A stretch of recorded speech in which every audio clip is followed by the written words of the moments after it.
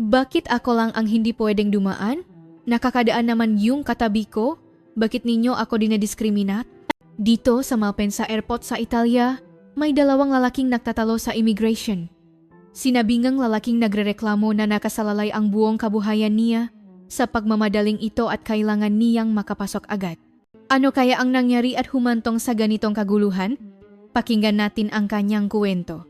Magandang araw. Ako po si Angela, ipinanganak at lumaki sa Quezon City, dito sa Pilipinas. Oh, sa bansang kilala ninyo sa magagandang dalampasigan at masasarap na mangga. Doon nga. Pero ngayon, hindi na ako sa Pilipinas nakatira, kundi dito na sa Japan. Kung isipin, masasabi kong dahil sa isang pasaporte kaya ako napatpat dito sa Japan. Para may kuwento ito, kailangan nating balikan ang nakalipas na 4 na taon. Nakatapos ako ng high school sa Pilipinas. At sa kabutihang palad, nakaroon ako ng pagkakataong mag-aral sa isang unibersidad sa Amerika. Nakapasa rin ako sa isang unibersidad sa Pilipinas.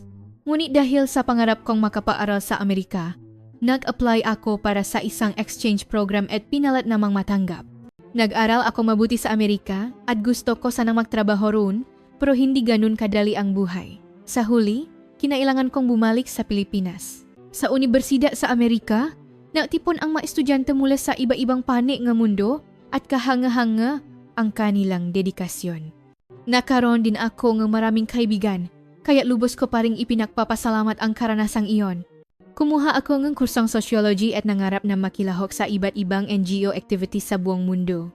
Aaminin ko, bago ako pumunta sa Amerika, ang akala ko ay isa ng malaking bansa ang Pilipinas na may impluwensya sa pandaigdigang ekonomiya. Bilang isa sa mga pangunahing ekonomiya sa Timog Silangang Asya, na mayaman sa likas na yaman at malaking populasyon, hindi katakatakang isipin ko iyon. Ngunit hindi nagtagal, napagtanto kong mali ako. Pakbalik ko sa Pilipinas, sinubukan kong gamitin ang aking pinaaralan, ngunit mahirap mahanap ng trabahong nangangailangan ng espesyal, nakasanayan tulad ng sa mga engineer, at marami akong naranasang pagkabigo. Sa huli, napasok ako sa isang maliit na foreign distribution company sa Maynila. Kahit na foreign company ito, maliit lang ito at mas mababa ang sahod kaysa sa inaasahan ko, pero wala akong karapatang maging mapili. Kahit ganun, pumasok pa rin ako sa trabaho nang hindi isinusuko ang aking nga pangarap at ambisyon ko para sa sarili. Subalit, ang paraan ngang pagpapatakbo sa kumpanya ay puro bara-bara. Laging biglaan ang utos ng boss ko. Sasabihin niyang may bigla ang trabaho at papupuntahin ako sa isang kliyente. Magulo ang lahat at ang ganitong paulit-ulit na sitwasyon ay sobrang nakakapagod na minsan ay nawawalan na akong ganang kumain. Dahil sa sobrang hirap, nag-isip na ako mag-resign at maghanap ng ibang trabaho. Tiniis ko na lang, sinasabi sa sarili na hanggang sa makahanap ako ngang lilipatan. Isang araw, habang ganito pa rin ang kalbaryo ko, inutusan na naman ako ngang team leader na pumunta sa isang kliyente. Sa totoo lang, okay lang sa akin na pumunta sa kliyente kahit ilang beses pa. Mahilig akong magmaneho at palakaibigan ako, kaya gusto ko ang fieldwork. Ngunit, palagi itong inuutos sa gitna ng isang importanteng gawain. At kapag pumunta ako doon, malalaman kong hindi naman pala ito importante o apurahan. Dahil dito, palaging naantala ang trabaho ko at natatambak ang nga dapat kong gawin. Nang araw na iyon, habang bumubulong-bulong sa inis, pinuntahan ko ang kliyente. Ang may-ari ay si Mang Mario, isang negosyanteng dating chef. Nagsusupply siya nga sangkap sa malalaking supermarket at tinawag daw niya ako dahil may problema sa resibo. Pwede namang sa telepono o email na lang to, pabulong kong sabi sa sarili. Tila narinig ito ngang may-ari. Pasensya na, hija. Umalis kasi ang tauhan ko kaya wala akong ibang mautusan, sabi niya. Kinuha ko ang resibo at sinimulang ayusin ang nga kailangan at hindi kailangan. Inipon ko ang nga importanteng dokumento at naghanda ng bumalik sa opisina. Habang nagtatrabaho, unti-unting nawala ang inis ko. Gaya ng dati, magalang kong sinabi, "Sir, paki-check na lang po." At umalis na ako. Nang tingnan ko ang relo, 5:00 ng hapon. Gayunpaman, masaya ako dahil uwi na ako kaya kumakanta-kanta pa ako habang naghihintay sa traffic light. At doon nangyari iyon. Bigla akong nakarinig ng malakas na kalabo mula sa likuran at naramdaman ko ang isang malakas na impact na nakpaunto sa ulo ko sa manibela. Saglit ako natulala at lahat ng tao sa paligid ay nakatingin sa akin. Pagkatapos, Dalawang binatang lalaki ang bumaba mula sa kanilang sasakyan. Lumapit at kumatok sa bintana ko. Naalangan akong buksan ang bintana dahil hindi ganon kaligtas sa ilang lugar sa Maynila at ang daan na iyon, bagamat shortcut, ay isa sa mga iniwasan ko dahil sa reputasyon nito. Kahit napapasok na ako sa isang mas ligtas na lugar, hindi ko maalis ang kaba. Lalo pa dalawang malalaking lalaki ang kumakatok sa makabilang bintana ko, kaya hindi ko maiwasang matakot. Mukhang napansin nila ang reaksyon ko. Pinunit ng isang lalaki ang isang pahina mula sa kanyang notebook at nagsimulang magsulat gamit ang ballpen. Okay ka lang po ba? May masakit po ba sa inyo? Kasama ang kanyang business card. Ipinakita niya sa akin. Nanginginig pa rin ako sa takot. Nagsimulang mag-ayos ng trapiko ang lalaking blonde para makadaan ang masasakyan sa likod. Ang lalaking nagsulat na note ay paulit-ulit na sumusubok na kausapin ako. Dahil hindi ko pa rin binubuksan ang bintana, nagsulat siya ng isa pang note. Ibibigay ko ang phone number ko. Please tawagan mo ako ngayon. Ipinakita niya ito sa bintana ko. Sa wakas, tiningnan ko ang numero at tinawagan ko siya mula sa loop ng kotse. Ang una niyang sinabi ay I'm sorry at agad na nagtanong kung nasaktan ako. Dahil ito ang unang beses na naaksidente ako. Tulala pa rin ako pero unti-unti nang bumabalik sa sarili. Sinabi niya na kung may masakit sa akin, dadalhin niya ako sa ospital pero dahil sa kaba, wala akong maramdamang sakit. Bigla, isang alalahanin ang pumasok sa isip ko. Paano kung wala siyang insurance? Sa Pilipinas, hindi mandatory ang car insurance, kaya madalas na may maka-irresponsableng driver kapag may aksidente. Kahit magsampa kang kaso, matagal bago ito maresolba at sobrang stressful. Napuno ako ngang pag-alala, pero hindi ko pa rin magawang buksan ang pinto. Sinabi nga laki sa telepono, sasagutin lahat ng insurance ko. Ipayos ko raw ang sasakyan sa talyer at gagamit muna akong rental car habang inaayos ito. Ibinigay niya ang kanyang business card sa ilalim ng bintana at sinabing tawagan ko siya para sa pagpapaayos ng kotse o kung kailangan kong pumunta sa ospital. Gusto ko nang umalis doon kaya sinabi ko na lang sige, tatawagan kita pagdating ko sa opisina at binaba ko ang telepono nang hindi man lang tinitignan ang pinsala sa kotse ko at dumiretso na sa opisina. Nang araw na iyon, nakahinga lang ako ng maluwag pagdating ko sa opisina. Pagbaba ko sa driver's seat, sinimulan kong tingnan ang likod ng bumper. Mukhang kailangan lang palitan. Mabuti na lang at wala akong nararamdamang sakit. Sabi nila, kinabukasan pa lumalabas ang sakit mula sa aksidente, kaya nagpasya akong maghintay hanggang bukas. Matapos ang napakahabang araw na iyon, sa wakas ay nakauwi na ako. Pakiramdam ko, 1 taon ang katumbas ng 1 araw. Nang ikinuwento ko sa mga magulang ko, nag-alala sila at tinanong kung nasaktan ako. Mabuti na lang, kinabukasan, wala pa ring masakit sa katawan ko. Medyo nanigas lang ang braso ko, marahil dahil sa tensyon. Habang nag-almusal, iniisip ko, paano na yung kotse ko? Habang naglalagay ako ng palaman sa pandesal, tumunog ang telepono ko mula sa insurance company.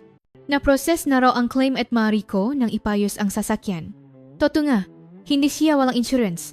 Medyo nagulat ako. Mahal ang insurance sa Pilipinas, kaya maraming sasakyan ang walang insurance. Nakahinga ako ng maluwag at ipinagpatuloy ang almusal. Nagplano akong idaan ang kotse sa talyer bago pumasok sa trabaho sa talyer. Sinabi nilang aabutin ng 1 linggo ang pag-ayos. Sumakit ang ulo ko sa isiping makocommute ako ng 1 linggo. Pero gumaan ang loop ko na hindi naman ako grabeng nasaktan. Hindi malaki ang sira at sasagutin ito ang insurance. Ipinagpaalam ko na sa opisina na iwan ko ang kotse dahil sa aksidente. Pagdating ko, nag-alala ang kasamahan ko. Okay ka lang? Hindi ka ba nasaktan? Tanong nila. Pero ang boss ko, mukhang inis dahil nalate ako. Bakit bigla ka namang naaksidente? Pabulong niyang sabi, bago magtanong ng mabilis, okay lang ba katawan mo? At agad na umalis. Na medyo humupa na ang gulat ko mula sa aksidente kahapon at yayain na sana akong mananghalyan ng makasama ko, biglang tumuno ang cellphone ko. Isang di pamilyar na English accent ang narinig ko, pero nagpakilala siyang siya ang nakabangga sa akin. Yung lalaki pala, magalang siyang natanong muli kung may masakit sa akin at kung tumawag na ang insurance company. Ramdam ko ang pagsisikap niyang ayusin ang lahat ng mayos. 2 taon na ang nakalipas, na aksidente ang magulang ko pauwi galing sa grocery, pero dahil walang insurance ang nakabangga, Hindi man lang nila nakuha ang bayad sa pagpapaayos. Mabuti na lang at hindi sila nasaktan. Dahil medyo tulala pa ako nang sagutin ko ang tawag. Maaring narinig niyang parang malungkot ang boses ko. Naiwan ko na po ang kotse sa talyer at wala namang masakit sa akin kaya hindi na ako pumunta sa ospital. Huwag na po kayong mag-alala, sabi ko. Sinabi ng lalaki na mabutit hindi ako grabeng nasaktan at muli siyang humingi ng paumanhin. Pagkatapos, sinabi niyang may itatanong siya. Nagtanong siya kung saang talyer ako nagpunta. Kailangan din daw niyang palitan ang front bumper niya at nagtatanong kung may alam akong magaling na talyer. Tinanong ko kung nasaan siya at malapit lang pala siya sa opisina ko. Sinabi kong nasa may bandang airport ang talyer at ibinigay ko sa kanya ang address. Magalang siyang nagpasalamat at ibinaba ang telepono. Bigla akong napaisip. Anong klaseng paggalang at pagiging magino yun? Ang hindi sobra, kalmadong tonong ang boses at ang pagsisikap niyang ayusin ang lahat ay bihira sa mga taong nakakasalamuha ko. 1 linggo akong nakomut habang nasa talyer ang kotse ko. Matapos ang 1 linggong pagtitiis, sa wakas ay kukunin ko na ang sasakyan. Ang may-ari ng talyer ay kumakanta-kanta pa habang sinasabi sa akin, "Sandali na lang miss, upo ka muna." Sabi niya, 30 minuto pa? Kaya umupo ako at naghintay. Habang pinapanood ko ang pag-ayos, may isang pamilyar na anyo akong napansin. Siya yung lalaking nakabangga sa akin. Isa siyang Asyano at bagamat may mga lahing Asyano sa Maynila, hindi sila ganun karami kaya natandaan ko ang kanyang mukha at damit. Dahil hindi ako bumabangang kotse nun, hindi niya. Dapat alam ang mukha ko. Nag-isip ako kung babatiin ko ba siya o hindi. Biglang nagsalita ang may-ari. Itong 2 kotse. 1 araw lang ang pagitan ng pagdating, pareho pang ang model. Kaya madali lang naayos, sabay kong na-order ang front at rear bumper, sabi niya habang tumatawa. Sa wakas, tumingin ang may-ari sa direksyon ko, "Miss, tapos na rin ang kotse mo." At doon, naktama ang aming nga mata. Napahiya ako, naku, balak ko pa sanang makunwaring hindi ko siya kilala. Ngumiti siya at ibinalik ang tingin sa may-ari. Gayunpaman, naisip kong bastos kung makukunwari, akong hindi ko siya kilala, kaya nilapitan ko siya. Natatandaan niyo po ba ako? Yung nabangga ninyo malapit sa Ortigas noong 1 linggo. Napatigil siya sandali at sumagot, opo. Ako po yung nagmamaneho ngang sasakyan sa harap, sabi ko. At yan pong inaayos ngayon ang kotse ko. Nagulat lang po talaga ako noon, at dahil medyo delikado sa lugar na iyon, at 2 pa kayong lalaki na lumapit, natakot po ako, kaya hindi ko nabuksan ang pinto, paliwanag ko, kahit hindi na kailangan. Sumaayon naman ang maaring talyer. Oh, kahit lalaki ka? Delikado sa Ortigas kapag gabi? Huwag kang gagala-gala doon, sabi niya habang tumatawa at sumali sa usapan namin. Muling humingi ng paumanhin ang lalaki. Pasensya na po talaga nun. Bago lang ako sa daan na iyon at hinahanap ko ang direksyon kaya hindi ko napansin ang harapan, paliwanag niya. Wala po bang masakit sa inyo? Tanong niya ulit. Lahat po ay sasagutin ng insurance, kaya huwag po kayong mag-alala at ipacheck niyo po ng mabuti kung may masakit o kailangan pang ipaayos. Talagang nagulat ako. Ang mga Pilipino ay mababait, ngunit madalas, ang kabaitan na iyon ay namumula sa pagiging palakaibigan na maaring makbago depende sa mood. Bilang isang bansang puno ng damdamin, madaling makbago ang emosyon. Ngunit itong lalaking Asyano, mula simula hanggang wakas, ay kalmado at magalang. Medyo sumakit pong ilang araw, pero okay na po ngayon, sagot ko, at bilang formalidad, nagtanong ako, kayo po, wala po bang masakit sa inyo? Sinabi niyang wala naman. Habang nag-usap kaming tatlo ako, siya, at ang may-ari ng talyer gumabi na, at doon nagka-problema. Habang inilalabas ang kotse ko mula sa talyer, napansin na hindi umiilaw ang kaliwang brake light. Dahil sa pagkakabangga sa likod, nasira pala ito. Akala ko bumper lang ang papalitan kaya iyon lang ang sinabi ko, at hindi rin ito napansin ng may-ari ng talyer. Bayernes noon at naubusan ng stok ng bumbilya ang talyer. Miss, pwede bang sa Lunes mo na lang balikan? Dahil sa sinabi ngang may-ari, medyo nainis ako, pero nabasa niya ang ekspresyon ko. Ako na ang bahala sa bayad ng bumbilya. Kasalanan ko to, sabi niya. Dahil insurance naman ang magbabayad, wala sa akin kung may bayad o wala. Sa totoo lang, kahit magreklamo pa ako, wala namang mangyayari. Hindi naman biglang lilitaw ang bumbilya, kaya wala akong nagawa kundi sumagot. Sige po, babalik na lang ako bukas. Iniwan ko ang kotse sa talyer at nagpasya akong mag-Uber pauwi. Mahal, pero mas ligtas. Habang nagbubuk akong Uber, napansin akong lalaki. Bigla siyang nagsalita, "Ako na lang po ang maghatid sa inyo." "Saan po ba ang bahay nyo?" Magalang akong tumanggi. "Huwag na po, okay lang." Pero nagpumilit siya. "Mahal ang Uber, di ba?" "Kasalanan ko rin naman itong aksidente, kaya ihahatid ko na kayo. Kung hindi ka pa nagtitiwala sa akin, andito naman si Manong na may-ari ng talyer bilang saksi. Biro niya para gumaan ang atmosphere." Nakisakay naman ang may-aring talyer. "May CCTV dito." "Ha," sabi niya habang tumatawa. Dahil sa sitwasyon, pumaya na akong sumabay sa lalaking Asyano. Sa totoo lang, dahil may business card at phone number na niya ako, medyo nabawasan na ang pag-iingat ko. Umalis kami sa talyer at sumakay sa kanyang kotse pauwi.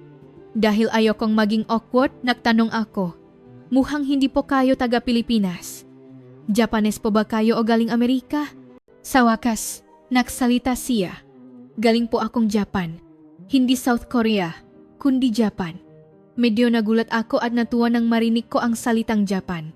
Dahil ang tatay ko ay may magandang karanasan sa mga Hapon. Ang tatay ko ay may-ari ng isang garments factory sa Maynila at Cebu. Karamihan sa mga taong naturo sa kanya at tumulong sa pagpapalago ng kanyang negosyo ay mga Japanese. Hindi ko napigilang itanong, "Yung Japan po bang ng J-pop?" Tumawa siya ng malakas. "Sa Pilipinas, kapag sinabi mong Hapon ka, siyam sa 10 tao ang magtatanong tungkol sa J-pop. Akala ko ay hindi pa niya alam kung gaano kasikat ang J-pop sa Pilipinas kaya ipinaliwanag ko. Sa Pilipinas, kung sports, basketball, kung festival, fiesta, at kung musika, J-pop. Ganun kasikat ang J-pop? At mahigit 10 taon na akong nakikinig nito. 10 taon na ang nakalipas, hindi pa ganito. Isa lang itong genre, pero ngayon, masasabing ang J-pop na ang mainstream sa pop music, masigasig kong paliwanag. Habang nag-usap kami tungkol sa J-pop, patuloy akong nakwento tungkol sa Japan. Nang patapos na ang kwento ko, nagtanong siya, "Ano po pala ang pangalan ninyo?" "Angela po," sagot ko. "Ako naman si Kenji Tanaka." "Pero bakit po kayo nasa Maynila?" Tanong ko. "Mas gusto ko po ang Maynila kaysa sa Cebu o Davao. Maraming pasyalan at puno hanggang buhay ang siyudad, maliban na lang sa ilang lugar na hindi ligtas." Sa totoo lang, noong araw ang aksidente, natakot din po talaga ako. Muli siyang humingi ng paumanhin. "Para may ba ang usapan?" Nagtanong ako. "Ano po ang ginagawa ninyo sa Pilipinas?"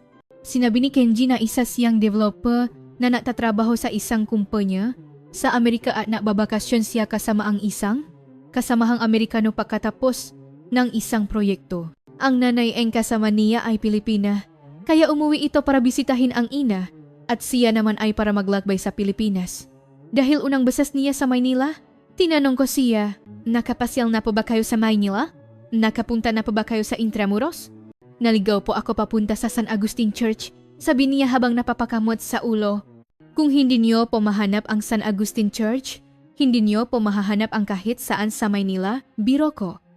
At mag-ingat po kayo sa ilang lugar doon," dagdag ko. Kumuha akong papel at ballpen at nagsimulang magsulat. National Museum, Intramuros, Rizal Park, at ilan pang lugar. "Isusulat ko po ang mga lugar na dapat puntahan. Sana mapuntahan niyo," sabi ko. Karamihan sa mga walking tours ay sa mga lugar na iyon. Pero naisip ko na dahil puno ito ngang kasaysayan ng Pilipinas, maaaring mainip ang isang dayuhan.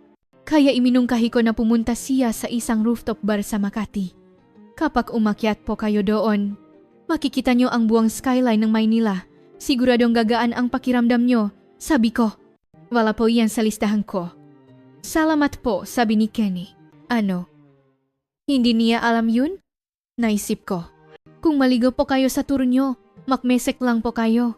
Sasabihin ko kung saan dapat pumunta at kung saan delikado. Sabot ng aking makakaya," dagdag ko. Ito ay bilang pasasalamat sa paghatid niya sa akin. Doon na lang po sa susunod na kanto. At huwag na huwag po kayong maglalakat na hawa ang smartphone. Isabit niyo po ang bag niyo. At iwasan pong lumabas kapag madilim na sa mga eskinita. Ganun ko sinuklian ang pahatid niya sa pamamagitan ng nga paalala. At nang madali akong pumasok sa bahay. Natapos ang araw na iyon at nakita ko ang business card ni Kenji na nakasingit sa aking planner. Mukhang hindi naman siya masamang tao Sabi ko sa sarili bago matulog. Dumating ang umaga ngang isang nakakainip na Sabado. Kinuha ko ang kotse mula sa talyer at abala sa pamimili para sa panunod ng PBA game sa gabi. Uwi kasi ang tate ko mula sa aming pabrika sa Cebu, kaya magkakaroon kami ng salo-salo sa bahay. Habang papaalis ako sa parking ng supermarket, tumuno ang cellphone ko. Hello? Hello? Si Kenji Tanaka po ito. Masayang bumati si Angela. Hello po, bakit po kayo napatawag? Medyo may problema po kasi ako. Baka po pwede akong humingi ng tulong, sabi ni Kenji sa kalmadong boses. Naaksidente po ba kayo ulit? Tanong ko. Hindi po aksidente. Nawala ko po ang wallet ko. Nanakawan po kayo? Nasaktan po ba kayo? Tanong ko. Sinabi ni Kenji na hindi siya nasaktan at nangyari ito habang mag-isa siyang kumakain. Gaya ang nakagawian niya sa Japan, iniwan niya ang wallet sa mesa habang umo-order at pagbalik niya, wala na ito. Nainis kong sinabi, di ba sinabi ko na sa inyo na huwag ninyong iwanan ang magamit nyo tulad ng wallet, smartphone o passport?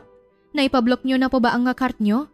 Kung nawala ang passport, kailangan nyong kumuhang bago? Nagsalubong ang kilay ko, nakikiramay sa kanya. Sa totoo lang, nakakainis na nangyayari ang ganito sa mga turista at ang sitwasyon ng seguridad sa bansa. Pagkatapos, sinabi ni Kenji na iniwan niya ang kanyang card at passport sa hotel. Counting cash lang ang dala niya. Pero sa isang saglit na papapabaya, nawala ito. Kung ganun, mabuti na lang, sabi ko. Ngunit sinabi ni Kenji na bukod sa cash, kasamang nanakaw ang susingang kotse niya na nakakabit sa wallet. Dahil kasama ang susi, kailangan niyang tumawag ng tow truck. Pero ang kasama niya ay may sakit at natutulog. Kaya wala siyang ibang matawagan kundi ako. Paulit-ulit siyang humihingi ng paumanhin, pero natawa na lang ako. Natawa na rin si Kenji sa sarili niyang katangahan. Huminahon ako at mula sa supermarket ay dumiretso ako sa restaurant kung nasaan si Kenji.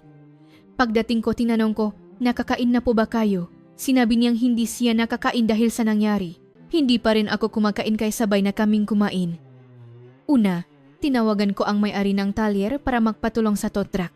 Habang kumakain tinanong ko siya, may plano po ba kayo ngayong gabi? Wala po. Magpapahinga na lang siguro. Dinala na rin ang kotse. Medyo napagod ako. Walang gana, niyang sagot. Kung ganun, may salo-salo po sa bahay namin mamayang gabi. Gusto niyo po bang pumunta? Anyaya ko? Nagulat si Kenji at nalaki ang mga mata para maiwasan ang maling akala. Nakpaliwanag ako. Normal po sa mga Pilipino na mag-imbita ngang bisita sa bahay. Marami rin pong ibang pupunta mamaya. Baka po sa Japan o Amerika, hindi ito gaanong naunawaan o bihira. Pero dito po sa Pilipinas, normal lang po ito. Hindi naman po ito grandeng party. Kainan at kwentuhan lang po kasama ang makapitbahay. May PBA game din po mamaya, kaya may mga manonood. Dito po sa Pilipinas, bahagi na po ang buhay ang fiesta at party. Pumaya si Kenji na dumalo. Sinabi niyang darating siya sa tamang oras at umuwi na sa kanyang hotel. Tila nahihiyang pumunta ng walang dala. Dumating si Kenji na may bit-bit na beer. Sinalubong ko siya ng may ngiti. Mukhang namamangha si Kenji. Sinabi niya na sa Japan, hindi gaanong uso ang pag-imbita sa bahay at kahit nakaranas na siya ng house party sa Amerika, hindi ito ganun kalaki. Nakita ni Angelo ang pagkagulat ni Kenji ay sinabing, huwag po kayong kabahan habang natatawa. Unti-unti, nagsidatingan ang mga pamilya sa aming bahay. Tila na ilang na nakatayo lang, tumulong si Kenji sa paghahain ng pagkain at pag-asikaso sa mga tao. Biglang nagtanong ang kapitbahay naming Dutch, si Ben, Korean, Japanese? Japanese po, nakangiting sagot ni Kenji. Sumiga ang Dutch, wonderful Japan. At ikinuwento ang kanyang magandang karanasan ng bumisita siya sa Japan noon. Pananatilihin ang bahagi ngang original na script tungkol sa pagkalito ngayuhan sa malahi bilang isang nakakatuwang detalye. Nakihalubilo na si Kenji at masayang nakipausap sa mga tao.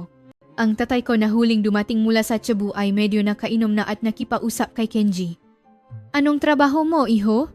Tanong ng tatay ko. Dad, bastos naman magtanong ganyan sa unang pakikita. Sawe ko. Ayaw kong magsimula ang seryosong usapan si tatay. Ngunit sinabi ni Kenji, okay lang po, at ipinaliwanag na isa siyang freelance program developer sa Amerika. Katatapos lang daw ng isang malaking proyekto kaya nagbabakasyon siya at dumaan muna sa Maynila bago pumunta ng Boracay. Sinabi ni tatay, maganda rin ang Boracay, pero mas maganda ang mabit sa Palawan. sa batas ngihin lalaki. Maraming ikinuwento si tatay kay Kenji, lalo na dahil hapon siya. Kaya ako nakapagpatayo ng 2 pabrika. Kaya ako nakapag-export ng damit sa Timog Amerika at Europa. Lahat yan dahil sa tulong ng mahapon, sabi ni tatay. Bago ako ipanganak, hindi ko alam ang detalye, pero sabi nila, kahit nagsikap ng husto ang mamagulang ko, mahirap pa rin sila. Sa kasisipak magtrabaho, napasok si tatay sa isang garments factory. Napansin ang maaring ang pabrika na isang hapon, ang kasipagan ni tatay at tinuruan siya ng maraming bagay. Sa tulong ng may-aring iyon, nakapapatayo rin si tatay nga sarili niyang pabrika. Isa hapon ang tumulong sa akin nung panahong hirap na hirap ako. Marami akong natutunan sa kanya. Kaya kapag nakakakita akong hapon, palagi akong nagiging sentimental. Dahil po sa kasipagan ninyo kaya naitayo nyo ang negosyo nyo si papuri ni Kenji kay tatay. Nagpatuloy sa pag-usap sina tatay at Kenji na parang matagal nang makakilala. Nang lumalim ang gabi, nagsiuyan na ang gabisita. Umuwi na rin si Kenji matapos ang masayang gabi. Si tatay, na laging abala sa trabaho, ay tila nagpapasalamat kay Kenji sa pakikipausap sa kanya at matagal niya itong tiningnan habang paalis. Lumipas ang ilang araw matapos ang party. Ako naman ang kumonta kay Kenji, kamusta po ang paglilibot niyo sa Maynila? Sa ngayon po, nagsasearch lang ako sa internet, sagot niya. Naisip ko, mukhang kailangan niya ng guide. Inalok kong i-guide siya at sinabing i-share niya ang plano niya kung mayroon. Kung wala, okay lang din. Nakasundo kaming makita sa Sabado. Mabilis na lumipas ang 1 linggo dahil sa dami ng trabaho, halos makalimutan ko na ang aming usapan. Papalapit na ang araw na i-guide ko si Kenji. Binuksan ko ang closet at tiningnan ang nga damit na isusuot ko. Biglang tumunok ang telepono, si nanay. Sa nanginginig na boses, ibinalita niyang isinugot si tatay sa ospital at inooprahan. Anong nangyari? Gulat kong tanong. Sa sandaling iyon, tuluyan kong nakalimutan ang usapan namin ni Kenji. Tinanong ko kung saang ospital. Pero sinabi ni nanay na delikado pa at bukas na lang nang umaga ako pumunta. Hindi ako nakatulog buong gabi at kinaumagahan, sumakay ako agad ng eroplano papuntang Cebu. Pagdating ko sa ospital, sinalubong ako ni nanay at sinabing nasa ICU si tatay pagkatapos ng operasyon. Natulala ko. Anong nangyari? Ne? Bakit? Anong sugat niya? Nag-alala kong tanong. Ikinuwento ni nanay na niluban ang pabrika ni tatay sa Cebu. Nagtatrabaho si tatay doon at sinubukan niyang pigilan ang magnanakaw kay siya grabeng nasaktan. Gumuho ang mundo ko. Kinuha raw ng magnanakaw ang lahat ng dahalaga, pera, tela at sinunok pa ang pabrika. Nawala ng malay si tatay. Nailigtas siya nga pulis at naoperahan, pero hanggang ngayon ay hindi pa siya nagigising. Habang nakikinig ako, hindi ko mapigilang umiyak. Paano kung hindi na siya magising? Iba't ibang masasamang isipin ang tumatakbo sa utak ko. Paulit-ulit kaming natanong ni Nanay Sam nga doktor at nurse, pero ang tanging sagot nila ay, naging matagumpay po ang operasyon, maghintay na lang po tayo. Hindi namin sila sinisisi, pero gusto lang naming makasiguro kung magigising pa ba siya, kung makakaroon ba siyang komplikasyon. Ang tanging magagawa namin ay umupo at magdasal. 2 araw kaming hindi umalis sa kinaupuan namin. Panginoon, kung nandiyan po kayo, ito na po ang huling-hiling ko. Pakiusap, hayaan niyo po kaming makasama muli si tatay. Tila dininig ngang langit ang aming panalangin at sa 3 araw, nakamalay si tatay. Sinabi nga doktor at nurse na nalampasan na niya ang kritikal na yukto at pinakalma kami ni nanay. Nang makahinga ako ng maluwag, naalala ko ang trabaho ko. Nagiwan akong isang mensahe sa mga kasamahan ko na kritikal ang lagay ni tatay. Hindi ako gaanong nag-aalala sa trabaho, pero dahil nalampasan na ang panganib, naisip kong dapat akong tumawag para ipaalam ang sitwasyon. 3 araw na ring hindi naka-charge ang cellphone ko. Nang buksan ko ito, bumuhos ang mga missed calls at messages. Karamihan ay mula sa opisina at mga kasamahan. Puno ng pag-aalala at mensahe mula sa kanila. Kahit sa boss ko, tinawagan ko muna ang boss ko. Kahit na dati siyang masungit, nag-alala siya at nagtanong, kamusta na ang tatay mo? Huwag mo munang isipin ang trabaho, alagaan mo siyang mabuti. Dahil sa kabaitan at pag-alala ng makatao, lalo akong napaya. Bigla, may narinig akong nagmamadaling tumatakbo. Paglingon ko, si Kenji. Bakit siya nandito? At doon ko naalala, naku, Ang usapan namin noong Sabado. Hingal na, hingal si Kenji. Paano niyo po nalaman na nandito kami? Tanong ko. Tumawag po ako sa pabrika niyo at sinabi nilang dito naka-confine ang tatay niyo? Sagot niya. Paano niyo po nalaman ang numero ng pabrika? May business card po siyang ibinigay sa akin noong party. Paliwanag niya. Nausap daw sila tungkol sa automation ng pabrika at nakpalitan ng card. Noong Sabado, nahintay daw siya pero hindi ako dumating kaya akala niya nakalimutan ko. Nagtaka siya nang hindi ako matawagan ng isang araw. Pagkalipas ng 2 araw, nagalala na siya at pinuntahan ang bahay namin, gabi nun. Pero patay lahat ng ilaw at hindi pa rin ako makontak. Nagtanong siya sa kapitbahay naming dumalo sa party at doon niya nalaman ang nangyari. Dahil hindi niya alam kung saang ospital, sinubukan niyang tumawag sa pabrika at doon nalaman kung nasaan kami. Hindi na raw siya nakisip pa at dumiretso na rito. Dahil sa hiya at pasasalamat, hindi ko mapigilang umiyak. Naalala si Kenji. Okay na po ba ang tatay niyo? Tanong niya. Sinabi kong kagigising lang niya. Pauli-ulit na sinabi ni Kenji, salamat sa Diyos. Lumipas ang araw, bumuti ang lagay ni tatay. Pinayagan siyang ilipat sa isang ospital sa Maynila. Muli akong nakpasalamat sa Diyos. Unti-unti kaming bumabalik sa normal. Mahilig si tatay sa sports kaya mabilis ang kanyang pagaling, pero nahirapan siya dahil sa usok na nalanghap niya. Ngunit kasabay ng pagaling ni tatay, unti-unting bumagsak ang negosyo. 2 buwan nang naantala ang produksyon sa pabrika sa Cebu.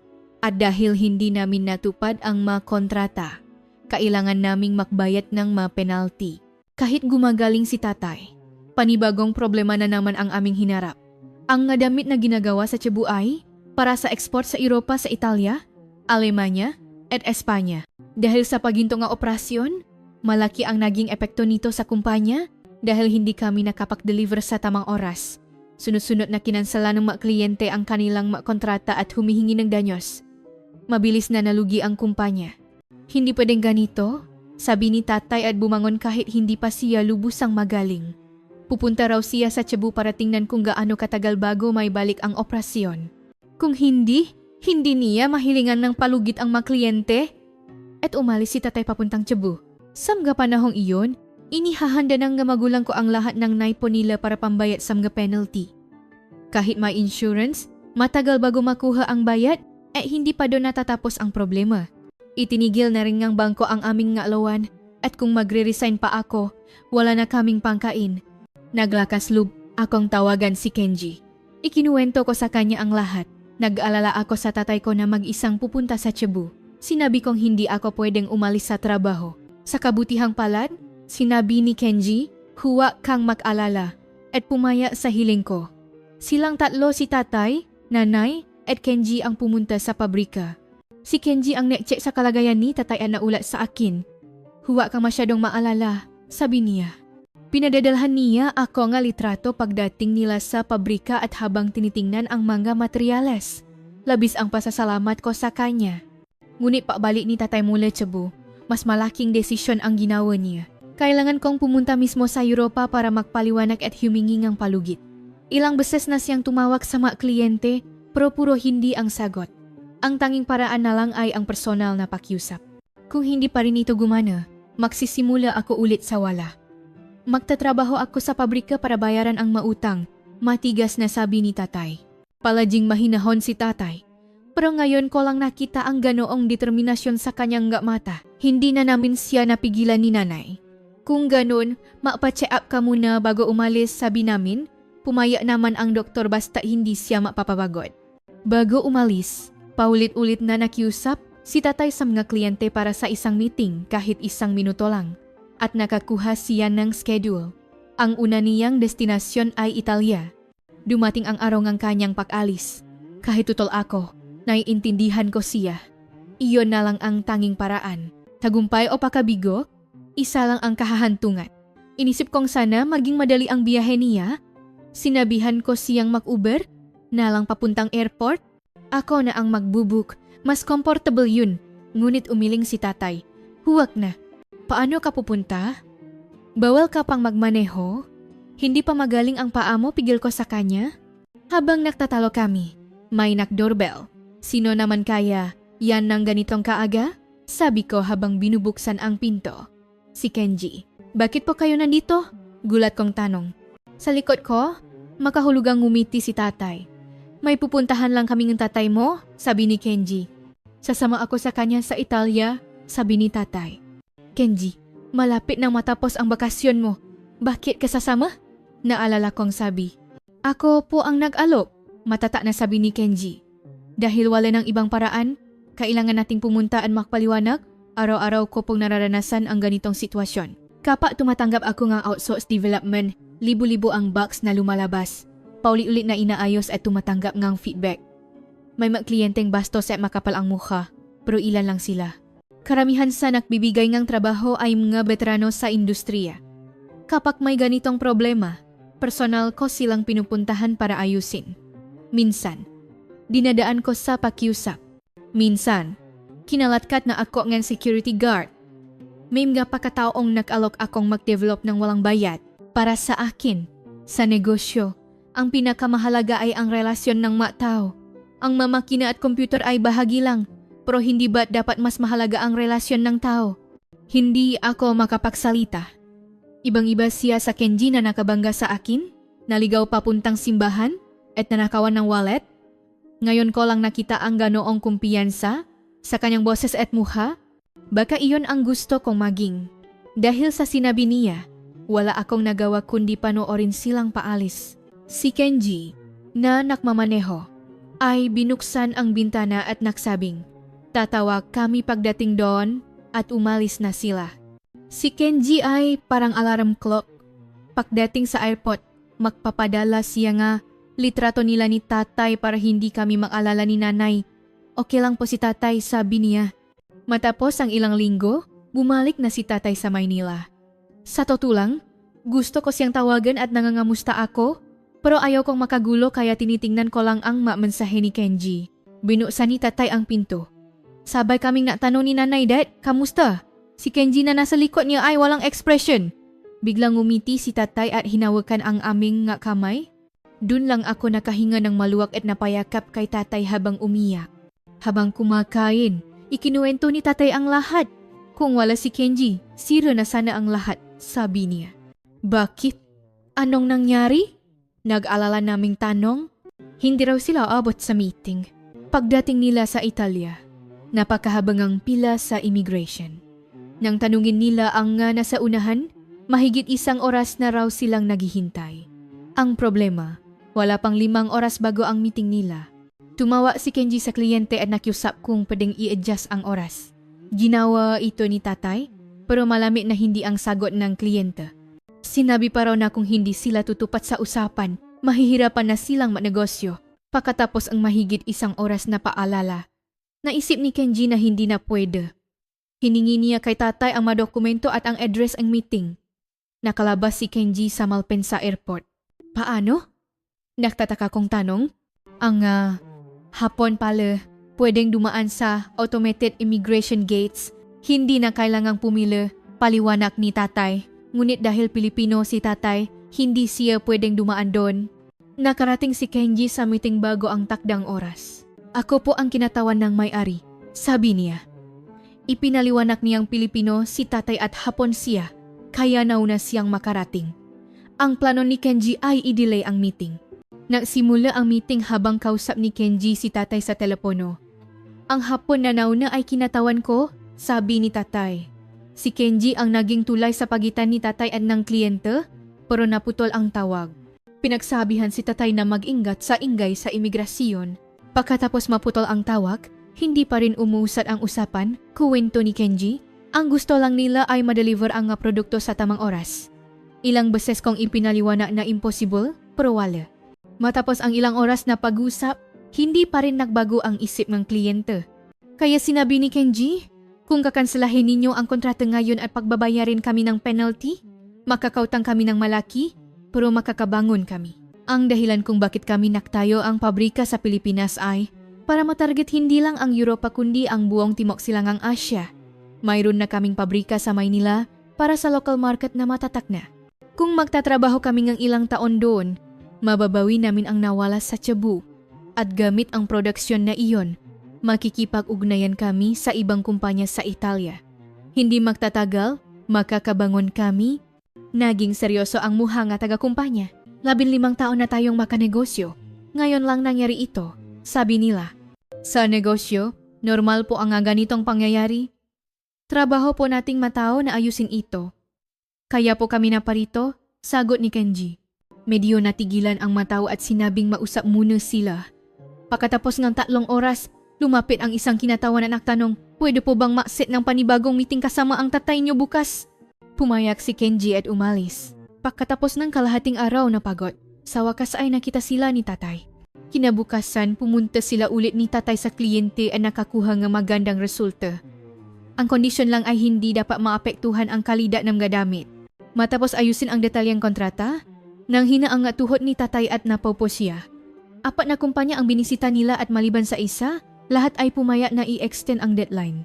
Marami ang humanga sa dedikasyon ni tatay. Habang kumakain, pinuri ni tatay si Kenji. Kung hindi dahil sa iyo iho, mag-resign ka na sa pagiging developer at pumasok ka na sa pabrika, gagawin kitang vice president, biro niya. Muli kaming nakpasalamat kay Kenji. Umuwi na si Kenji para magpahinga. Bago matulog, tinawagan ko siya. Bukod sa pasasalamat, nakonsensya ako dahil hindi ko siya na-guide sa Maynila. Sa susunod, ako na ang guide niyo. Kaya sagutin niyo po ang tawa ko, ha, biro ko. Matapos ang mahabang panahon, sa wakas ay natapos na rin ang tour ni Kenji sa Maynila. Pauwi na kami. Sinabi ko, malapit na po kayong bumalik sa Amerika.